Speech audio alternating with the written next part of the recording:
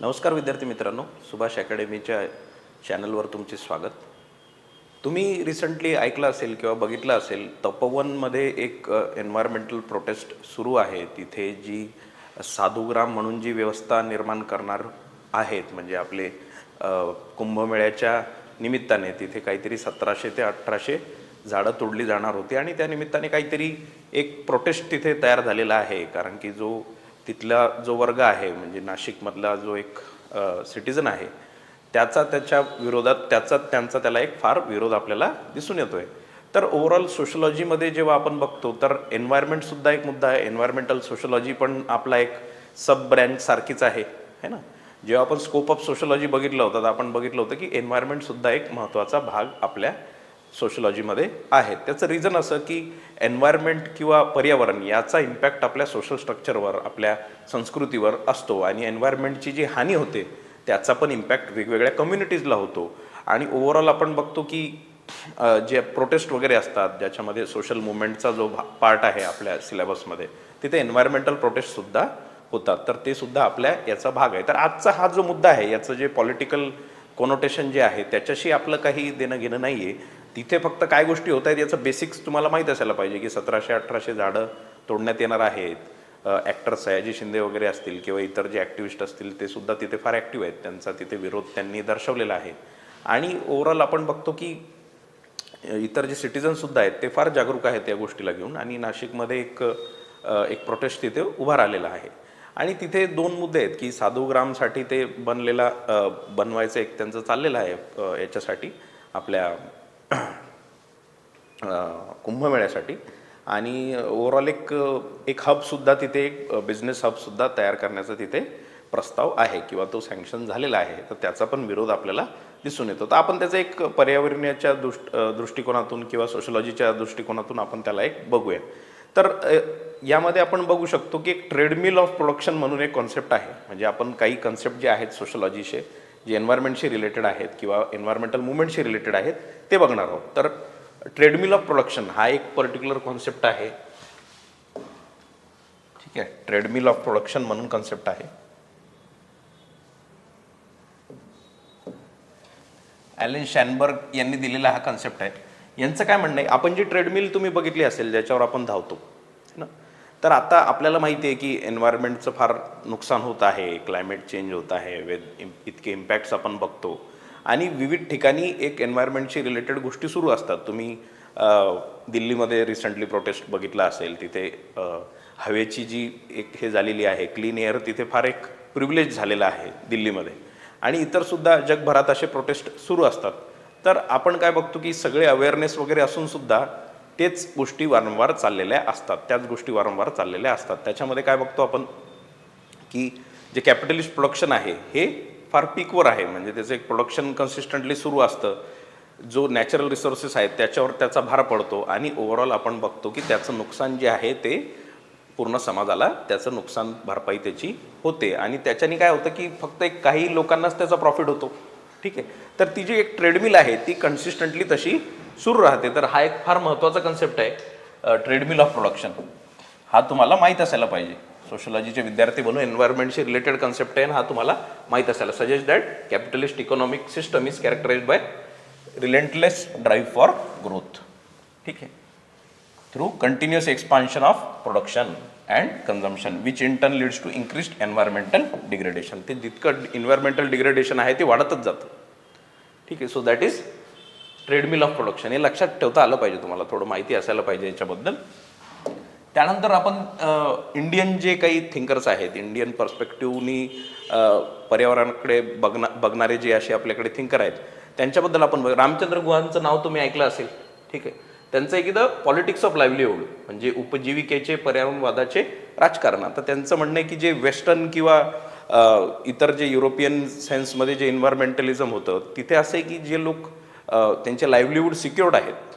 आता Greta Thunberg वगैरेचं जे झालेलं तुम्ही बघितलं असेल किंवा इतरही जे तिथे वेगवेगळे प्रोटेस्ट होतात. आपल्या इथे काय आहे ना की जे मार्जिनलाइज कम्युनिटीज आहेत किंवा फॉरेस्टशी रिलेटेड कम्युनिटीज आहेत यांचं लाईव्हलीहूडच तिथे फार महत्त्वाचं असतं. म्हणजे तुम्ही जर झाडे वगैरे कापाल तर त्याचा इम्पॅक्ट त्यांच्या लाईफवर होतो. तो इंडियाचं जे एन्व्हायरमेंटलिझम आहे हे लाईव्हलीहूडशी जुळलेलं आहे.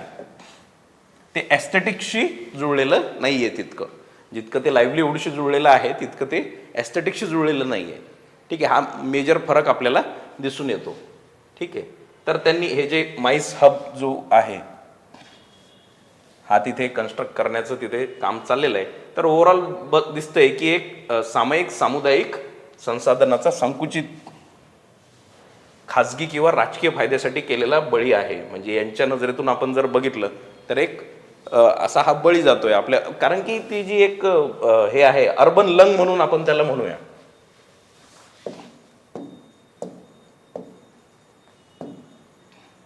तपोवन जे आहे ते अर्बन लंग आहे, फुफ्फुस आहे. ठीक आहे, इथे बघा इथे दिलेलं आहे, म्हणजे शहराचे फुफ्फुस आहेत.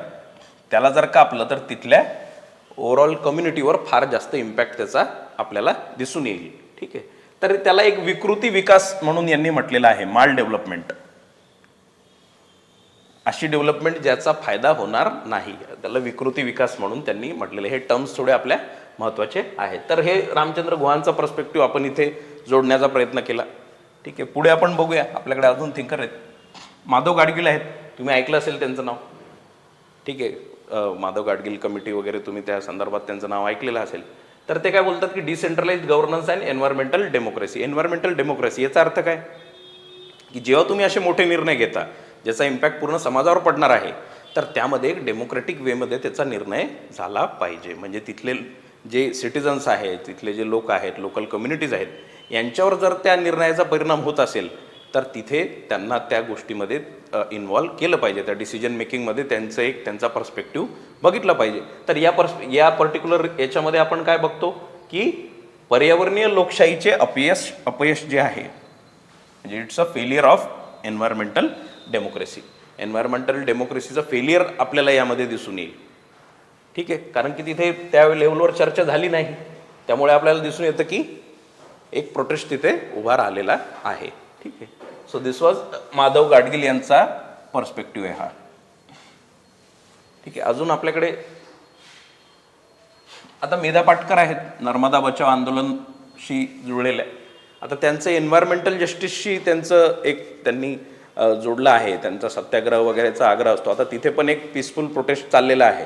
तर आपल्याला दिसून येतं की एक जो जस्टिसचा जो भाग आहे, न्यायाचा जो भाग आहे, तिथे आपल्याला दिसतो की डिस्ट्रीब्युटिव्ह इनजस्टिस आपल्याला दिसून येतो. डिस्ट्रीब्युटिव्ह इनजस्टिस याचा अर्थ काय की तुम्ही बघाल की पर्यावरणीय भार सामान्य जनतेला सहन करावा लागतो, तर आर्थिक लाभ है ना.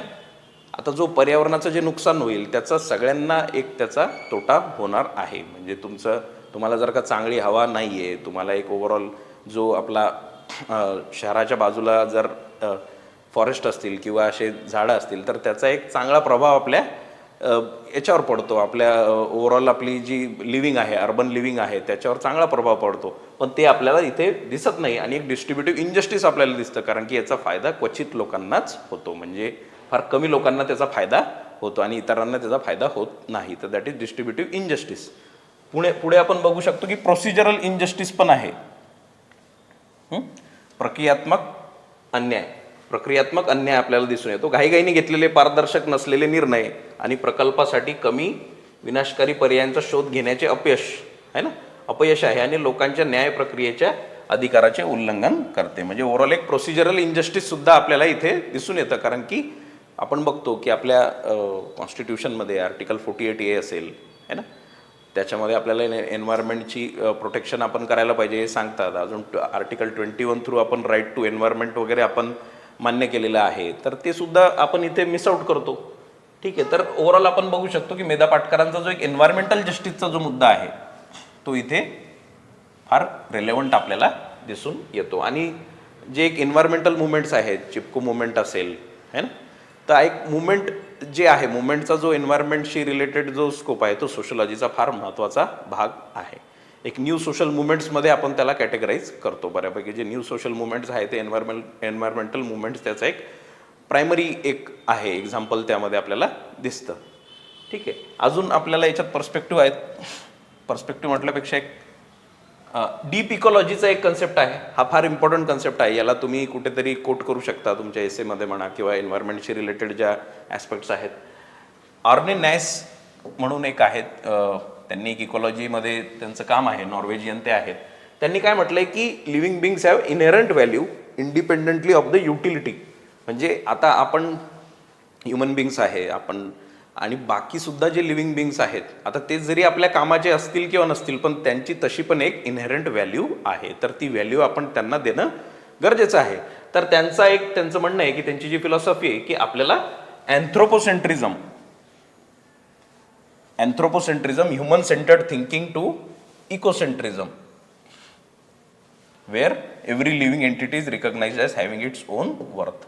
म्हणजे आपल्याला इकोसेंट्रिझमकडे वळावं लागेल असं त्यांचं म्हणणं आहे. याचा अर्थ काय की ह्युमन सेंटर्ड थिंकिंगपेक्षा तुम्ही सगळ्यांचा विचार करा, कारण प्रत्येक पर्यावरणात जे जितकेही घटक आहेत सगळ्यांचं आपलं स्वतःचं एक अस्तित्व आहे आणि त्यांचा तो वर्थ आहे, तो आपण रेकग्नाइज करायला पाहिजे. So that is deep ecology.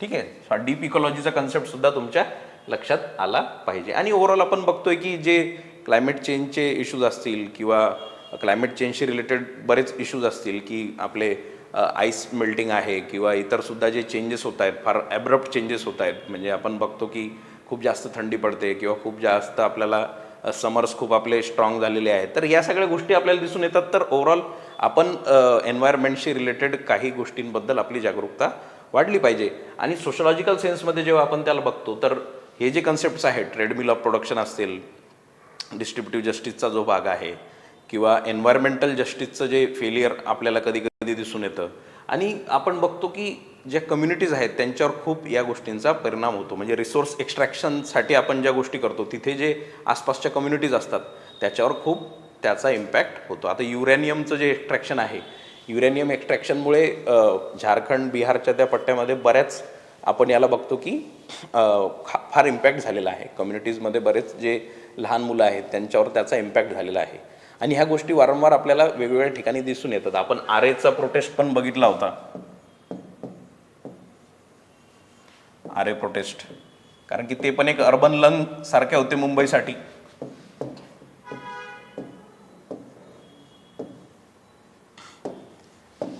दिल्लीमध्ये सध्या परिस्थिती फार खराब आहे. तुमचे एअर क्वालिटी इंडेक्स जो आहे AQI तो कन्सिस्टंटली वाढलेलाच आहे. तर तिथे श्वास घेणं फार कठीण झालेलं आहे. आणि जे यंगर जनरेशन आहे त्यांच्यासाठी, त्यांच्या लंग्ससाठी ते फार डिझास्टर्स आहे. ठीक आहे. आणि इतर सुद्धा मुद्दे वारंवार सुरू असतात. आणि एन्व्हायरमेंटचा जो एक अँगल आहे त्याला धरून सोशलॉजीमध्ये बऱ्याच कॉन्सेप्ट्स आहेत ज्या आपण आता बघितल्या, आणि एक सामान्य नागरिक म्हणून पण आपली तेवढी जबाबदारी तिथे असते. ठीक आहे. एक अजून एक इम्पॉर्टंट कन्सेप्ट माझ्या लक्षात आला, तो आहे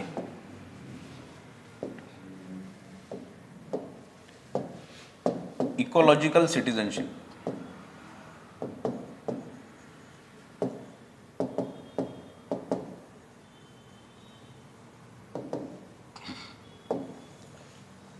याचा अर्थ काय झाला, आता आपल्या आताची जी सिटिझनशिप आहे ती काय, पॉलिटिकल सिटिझनशिप आहे.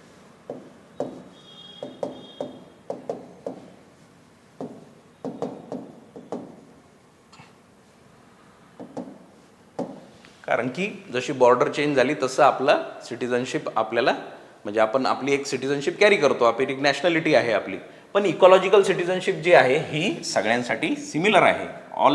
म्हणजे ऑल द लिव्हिंग बिंग्स किंवा आपण जे ह्युमन बिंग्स आहेत वर्ल्ड ओव्हर, ही सगळ्यांसाठी आहे, फॉर ऑल.